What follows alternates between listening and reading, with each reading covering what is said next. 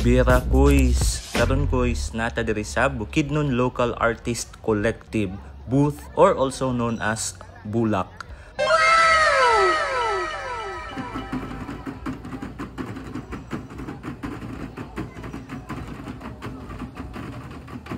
Ang Bulak day mga Kuys kay grupo sa mga talentado nga pintor nga gikan sa Bukidnon who are dedicated to preserving their heritage pamaagi sa art.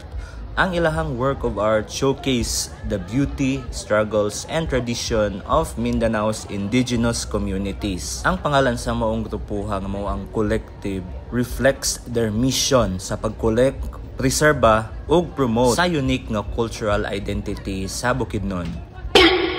Ang artist sa Bulak ginagamit ang ilahang craft sa pag-istorya sa customs, tradition, and cultural practices nga inspired kasagara sa 7 tribes of Bukidnon.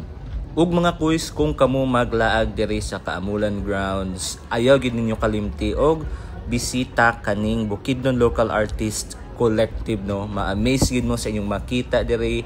The artistry of Bukidnon people is really world class no. So og gusto pod mo magtan-aw or magpalit ani ilahang exhibit, pwede jud kaayo mga Kuys. Pamaagi sa ilahang mga vibrant nga artwork, ang Bulak artist naga-share og story about Bukidnon's custom, tradition, and indigenous community nga maka-inspire sa ato nga mas ato pang ma-appreciate og respetohon ang dato nga kultura ug diversity sa Mindanao. Ug mo to mga Kuys no, mahalin natin ang sariling atin and let's support local.